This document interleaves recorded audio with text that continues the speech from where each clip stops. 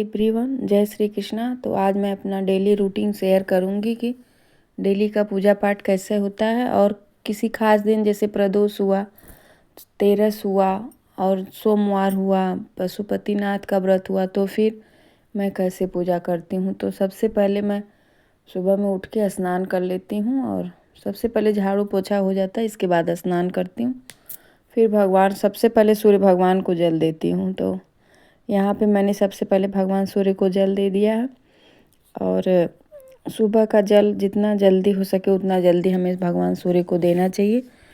और इसके बाद घर में तुलसी है यदि है और केले का वृक्ष है तो हमें सब में जल ज़रूर देना चाहिए। और नियमित मतलब बस संडे के दिन और द्वादशी के दिन, एकादशी के दिन नहीं मतलब जल देते हैं और ना ही पत्ती तोड़ते हैं। बाकी और सब दिन हम पूजा पाठ कर सकते हैं। तो यहाँ पे तुलसी मैया को 1 लोटा जल दे देंगे, फिर केले वृक्ष में दे देंगे। यदि सोमवार है, प्रदोष का दिन है, तो बेल वृक्ष में भी देते हैं। और सबसे पहले हम घर के मंदिर में दीप प्रज्वलित कर लेंगे। इसके बाद घर में जितने भी देवी देवता हैं, यदि धातु के हैं तो सब मतलब डेली का तो नहीं स्नान हो पाता है, लेकिन लड्डू गोपाल का डेली स्नान होता है। बाकी सबका मतलब एकादशी हुआ, पूर्णिमा हुआ या कोई ख़ास त्यौहार हुआ तो उस पर स्नान पंचामृत से स्नान करा देती हूँ। और यदि कोई ऐसे त्यौहार नहीं है तो सिर्फ दूध से भी स्नान हो जाता है। तो यदि एकादशी पूर्णिमा रहती है तो पंचामृत से स्नान लक्ष्मी गणेश का भी करा देती हूँ। और लड्डू गोपाल को मतलब डेली का स्नान सिर्फ जल से भी आप करा सकते हैं, क्योंकि उनका स्नान सुबह में होता है। तो अगर दूध दही नहीं है तो सिर्फ मधु लगा के या अष्टगंध मतलब थोड़ा सा जल में मिला के और उससे भी स्नान करा सकते हैं। इस समय मतलब फागुन महीना चल रहा है तो हमें भगवान को ज़्यादा से ज़्यादा अष्टगंध से ही स्नान कराना चाहिए और डेली उन्हें अबीर ज़रूर समर्पित करना चाहिए। तो यहाँ पे भगवान को स्नान करा लेती हूँ। इसके बाद जो भी वस्त्र रहता है साफ़ सुथरा अपने लड्डू गोपाल को धारण करा दीजिए। और इसके बाद फिर उनको इत्र थोड़ा सा उनके वस्त्र में ज़रूर लगाइए या फिर रुई में थोड़ा सा इत्र लगा के उनके पास रख दीजिए, जैसे कि ठाकुर जी हमेशा मांगते रहें। और गुलाब का फूल यदि है तो वो पास में चढ़ा दीजिए, मतलब उनके अगल बगल सुगंधित रहे। और एक चीज़ याद करना है कि और फागुन महीना जब लग जाता है तो बाके बिहारी का जो है वो अबीर से, गुलाल से, ये सारी चीज़ों से, फूलों से उनका होली मतलब डेली का डेली उनको गुलाल लगाना चाहिए और फूलों की होली खेलना चाहिए भगवान के साथ। ये छोटी छोटी बातें हमें भगवान के जैसे घर में अगर स्थापित किए हैं तो नियम से हमको सारा चीज़ करना भी रहता है। तो यहाँ पे स्नान के बाद सबको फिर लक्ष्मी गणेश का भी स्नान हो चुका है और श्री हरि नारायण को भी जल का मतलब छींटा दे के स्नान करा लेंगे। फ़ोटो जितना भी फ़ोटो है घर में सबको जल का छींटा दे के ही स्नान करा लेते हैं। फिर इसके बाद जो भी फूल पत्ती हो भगवान के ऊपर चढ़ा देंगे। रोली, चंदन, अक्षत, कुमकुम जो भी है, हम लक्ष्मी जी को हल्दी कुमकुम का तिलक ज़रूर करना चाहिए। बृहस्पतिवार के दिन हल्दी ज़रूर चढ़ाएंगे और भगवान श्री हरि नारायण के ऊपर भी और लक्ष्मी माता के ऊपर भी। और गणेश जी को दूबा चढ़ा देते हैं थोड़ा सा। मतलब ये दैनिक डेली का रूटीन है और ऐसे ज़रूर करना चाहिए। बहुत ज़्यादा समय हम लोग के पास नहीं रहता गृहस्थ में रह के, तो जो भी मतलब आधा घंटा 1 घंटा जो भी आपके पास समय हो भगवान को ज़रूर दीजिए थोड़ा सा समय। जैसे सारे काम अनिवार्य हैं उसी तरह हमको पूजा पाठ भी करना अनिवार्य रहता है। तो इससे मन जो है वो शांत रहता है। और जब भी कोई मन की अपनी बात होती है तो हम प्रभु से ही कहते हैं। तो इसलिए हमें प्रभु के पास 10 मिनट, 5 मिनट, आधा घंटा जितना भी समय मिले उस हिसाब से थोड़ा सा कुछ पढ़ना ओढ़ना चाहिए। और जैसे भगवत गीता हुआ, रामायण हुआ, सुंदर कांड हुआ, तो एक इसमें से कोई भी एक चीज़ आपको पढ़ना चाहिए 10 मिनट, 15 मिनट जितना समय है। और इसके बाद फिर भगवान की आरती कर लेंगे। और उसके बाद पास में ही मंदिर भगवान शिव का, तो वहाँ पे पूजा कर लेती हूँ थोड़ा सा। ये है प्रदोष का मतलब थोड़ा सा वीडियो मैंने बनाया था वो रखा है, आज इसमें डाल रही हूँ। तो प्रदोष के दिन थोड़ा विधिवत पूजा हो जाती है, भगवान का पंचामृत स्नान होता है और पूर्णिमा के दिन शाम को पूजा होती है। तो ऐसे प्रदोष के दिन भी शाम को ही होती है पूजा ज़्यादा, ऊपर शाम के टाइम पूजा करने से ज़्यादा अच्छा रहता है।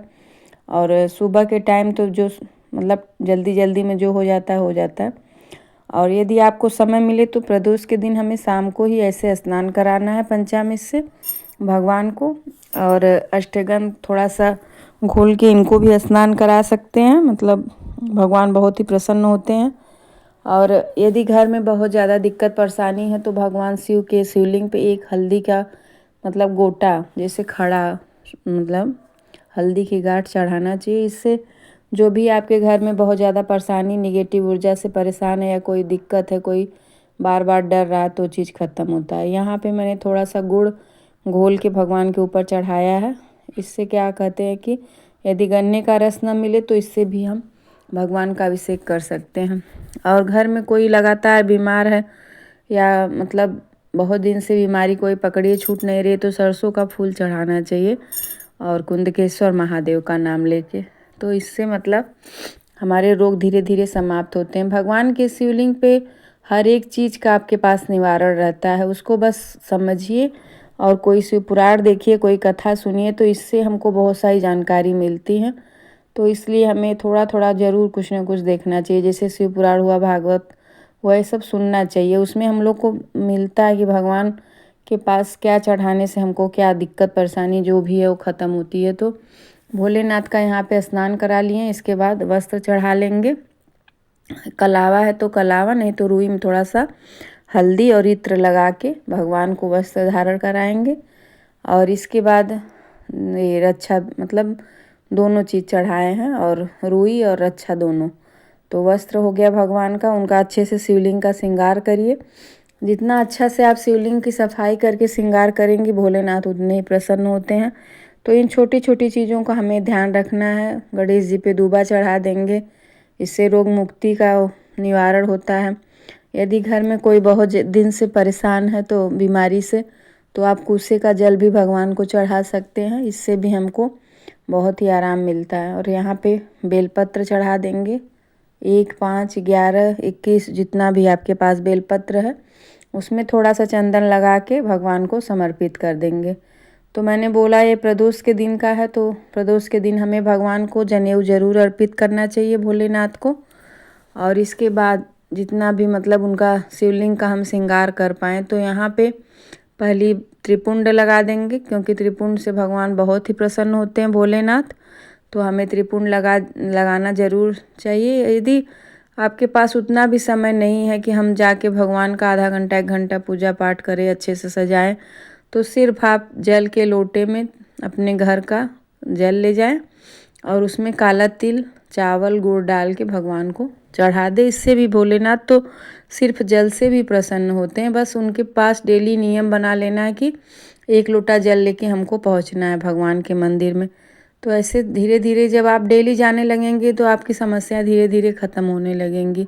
ये नहीं कि बस एक दिन प्रदोष के दिन चले गए तो भगवान मेरी सुन ही नहीं रहे, ये सब नहीं। तो भगवान के पास हमें डेली पहुंचना है, चाहे जल लेके या फिर दूध लेके या जो भी आपके घर में है, लेकिन अपने घर का जल, मंदिर का जल उठा के मंदिर में ही चढ़ा दे तो ये कोई बात नहीं है। भगवान को अपने घर का जल चढ़ाने से अपने घर के जितने भी वास्तु दोष हैं, पितृ दोष है और राहु या शनि का जो भी है, तो धीरे धीरे समाप्त होता है। और ये नहीं कि बस एक दिन चढ़ा दिए तो भगवान मेरे सुन ही नहीं रहे हैं। बस आपको एक ख्याल रखना है, अपने घर का जल ले जाना है और भगवान पे डेली अर्पित करना है।